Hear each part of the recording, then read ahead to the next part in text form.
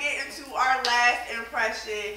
These questions, some of them are a little spicy. We gonna have respect for Fah D, but our questions are a little spicy. Alright, so this is last impression where you get a chance to know a little bit more about your favorite artist. Just not their career, but actually, you know, them as a person. Them as a person. So the first question is, do you feel our culture needs a Nas versus JayZ, or are they both too big of artists to even do something like that? To do a versus. I don't think I would like Nas versus JayZ.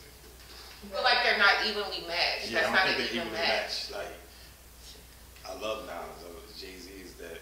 This is just different. I don't like that matchup. I think they just matched them because they was beefing. They just want to see them go at it, but I don't like that. I don't like the matchup. All right, so let's move right along then to the next question: Nas or JayZ, and you can only pick one, and whoever you pick cancels. That other person doesn't even exist. Their whole catalog disappears. They weren't even born. JayZ. I like Brooklyn. Say it louder. Say JayZ. I like Brooklyn rappers though. Like my favorites all came from like Brooklyn. JayZ, Biggie, Kane, Fab. Like Brooklyn rappers. Jay got too many songs that I love. Jay has more versatility, I think, than Nas. Nas has a very distinct sound and a very distinct way that he likes to deliver his rhymes.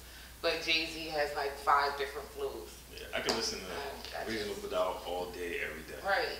You know what I'm saying? I got my little faves. There's certain JayZ albums you can literally listen to from beginning to end and not skip. These new Nas albums though, I love them though too. Can I make a confession? I'll go with JayZ because I really never listened to a Nas album all the way through. I listened to Nas album straight up. Yeah, I have to be honest, like I have never listened to a Nas album all the way through. I've listened to songs, I've listened to watch videos, but to really sit there and say that I've taken in a whole body of work of Nas, maybe not this last album, but maybe the one before this, going to be JayZ too. JayZ has too many. JayZ songs are connected to a lot of memories in my life too.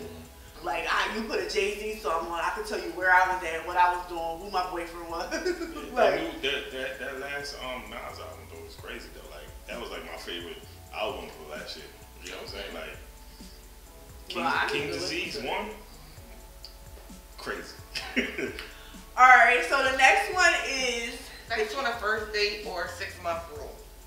I never was like a one night stand dude. Like that wasn't never my vibe. Well, we ain't saying it's a one night stand. So it don't have to be a one. Oh, so you saying that if you have sex on the first night, you ain't never calling her again? Nah, it depends. It just depends on the situation. So it happens however it happens. So let it happen organically. Yeah, it happens organically. So it don't matter. Sex on the first date or 6-month rule, it don't matter. Yeah, but when I was single, you already had mad drinks to back up anyway, so it doesn't matter. So you could wait. so you could wait 6 months. So I was raised. I'm not actually raised, but at a point in my life when I was in my early 20s, I remember, and I said this on other episodes, I remember my best friend's brother, who was older, really popular, sitting me down and telling us, like, a dude who just wants to get in will wait as long as he has to wait. And if his intentions was never to make you his girl. I ain't waiting that long though. I ain't waiting that long. Depends. No, but he was saying if his intentions was never to make you his girl, he's gonna wait that long, hit, and still not make you his. Like waiting is not gonna be the determining factor. It don't matter. It don't matter. You just gotta end up liking the person at the end of the day. You know what I'm saying? You could have sex on the first night. Say it again, because you keep on saying it. Like this is the third time that you said it. Date people that you actually like. You gotta like wanna like talk to them when it's bad times, good times, and y'all gotta have fun together. Like all that stuff means a lot. Another thing, like my cousin was telling me, like sometimes guys will tell you that they're not looking for a relationship just so they don't feel the pressure, but then down the long run, if y'all hang out enough, it can change from that. Just because he didn't want to tell you, okay, it has to be a relationship, because he might not end up liking you, where it turns into a relationship? A lot of, I mean, when I was dating, I used to just be upfront, like, we just having fun. This is what it is. You know what I'm saying? Was you really? If you have a story, don't please. do that. If you can find one, put them up. No, because lately the guys that we've been interviewing, a lot of them have said that like they're upfront and let women know. But women like to be delusional. Yeah, we are delusional. We like to be delusional and be like, oh no, he said that, but he ain't acting like that. But he ain't acting like that. He ain't getting none of this. But then it'd be some women be like, yo, I'm trying to make something happen. You be like, I don't know. You know what I'm saying? Like, just see how it goes. Just see how it goes. Let it happen. Let it happen organically. Pushy, Sounds like a JayZ one. All right, so the next one is the kids are away. It's just you and wifey. You want to turn up or you want to turn down? And what is helping you get there? An edible, you smoking a blunt, you drinking vodka, or you drinking Hennessy. You can only pick one. So you turn it up or you turn it down. The kids are away. What are you doing first? Are you turning up or you turning down? Turn it down and we drinking whiskey. Oh, dang. He done threw everything. You turn it down and you drinking whiskey. You got kids and stuff, and then you running around taking care of the family and stuff. You be like, hey, kids is gone. You be like, oh, it's some me time. Like, we chilling and like, and I sleep. No, quiet. You get loud. The next one is spicy. Brace yourself. Do you prefer a pillow princess or a bedroom bully? I like a little bully. I don't want no princess in the bed. I think that is like, we talked about that last week. I think like, especially with alpha men, I think that they like a woman who knows when to let go and when to be soft. Yeah. You got it. Once they start getting a little rough, you got to be like, all right, that's just stuff. We asked our Oh, you think you doing something? Oh yeah, we don't no comment. What? What you say? No comment. What? We asked our sippers this question, and we're actually going to have a whole live episode with a person who's going to come in. And I'm nervous. I'm nervous. Well, we asked our sippers, and the majority of our sippers, if I believe correctly, the majority of our sippers and the majority of the people who voted were men, and they all said they wanted, like the majority said they wanted pillow princesses. And I am learning about pillow princesses. And What is the pillow? Maybe I got pillow princess confused. What's pillow? Well, I feel like The lady don't do nothing? I feel like for me, like I would consider myself a pillow princess because she beats niggas. She don't count. Oh my God. You gotta watch the episode where yes, she does. But anyway, like a pillow princess, from my understanding, but we're gonna have an expert come on and really break it down for us. But a pillow princess, from my understanding, takes more of a laid back position. And she does better with a man who likes to dominate she likes to be dominated. And but who also likes to please. Because there are men out there who their whole thing is pleasing their partner. Right. So, but I also feel like it's a balance. Like what you said, I feel like you gotta be able to read. It's not one thing in the bedroom. You be going through all types of phases when you're in the bedroom. Right. Well, that he doesn't like getting all the way naked. What? He hitting bitches through the boxer hole? I don't know, but he got too many kids not to be getting ass naked. Right. I don't know what's going on. I'm about to post that video. The left getting hit through the boxer hole with his boots still on and his jeans around his ankles. All right, he's insecure about it. Sade or Erykah Badu? You can only pick one. You didn't even let me finish. But I'm with you. So Erykah Badu's whole catalog gets canceled if you pick. I would do it.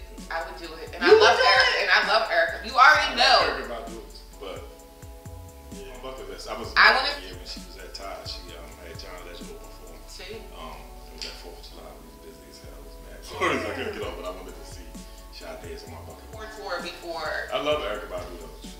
We went to see We went to go see Erykah Badu not too long too. Yeah, I'm not big I've seen on it like 4 times. I don't really care. I don't. I tried to get into Sade. I don't know. I need to probably smoke a blunt and listen to Sade. Sade is a whole vibe. Yeah, I still haven't. I haven't caught that vibe yet. I'm not saying that she's not, but I just haven't like. It's the same with Erica. I take Erica in small doses. I fell in love with Erica. You probably had to when Sade was. You probably had to grow up with Sade. So Yeah, I definitely. Yeah. I grew up in a very religious household, so I didn't. That's why you didn't get the Sade vibe. That's what I'm saying. Sade is one of my dad's favorite artists. Yeah. All right, so it's 2001. You are the DJ, and the party is like a themed 90s celebrity party. Lil' Kim is in the building, P. Diddy, Faith Evans, Mary J. Blige, you know the vibe. Like all the hitters is in the building. What's the song that you are playing to jumpstart that shit? The Benjamin. All about the Benjamin? Oh! That's what I thought you was going to say. You say it was a day in the building? Yeah. Playing Diddy's song, man. And Kim was in the. I mean, I'm just going by the name she said. But I'm saying it's like all the hitters, like all the hitters. You can't never go wrong with the Benjamin. But you know what I was thinking you would have said? You know the first thing that popped into my head when she read that question was Foxy Brown and JayZ. Really? Yup. Like that's the first verse that popped into my head was Foxy Brown. Like him getting on in a booth and throwing on Foxy Brown. Like that's the first thing that I heard. Nah, I see the Benjamins. I really don't play that as much. I play that sometimes, but that's probably not my go-to. JayZ song to go to. It's not. I mean, I play it, but it's not one of my go-to. But Benjamin, that shit work all the time. Yeah, like, everybody know every verse. It works. That's just like, yeah, I could feel that because I'm definitely. But I like when I DJ. See, this is the difference between DJs. When I DJs, I'm curating a list. So I'm bringing you through ups and downs and peaks. So, like, the song I'm playing before it's setting up the next song I'm playing. So it's not just I'm playing one song, so I'm creating a list. So once you hear this song, you're gonna hear the piece of song. It's like a puzzle. So it's like this the whole time when I'm DJing. So I'm creating a whole tone. You know what I'm saying? Mm-hmm. So it's like I got 10 songs in my head that I know that's coming on. Boom, boom, boom, boom, boom, boom. So I know they all gonna work. You all gonna rock. That's how I listen to albums. Like that's how I like albums. Like I like albums that take you through a journey, like a full emotion. That's how you should be when you're at a party. Like you should be.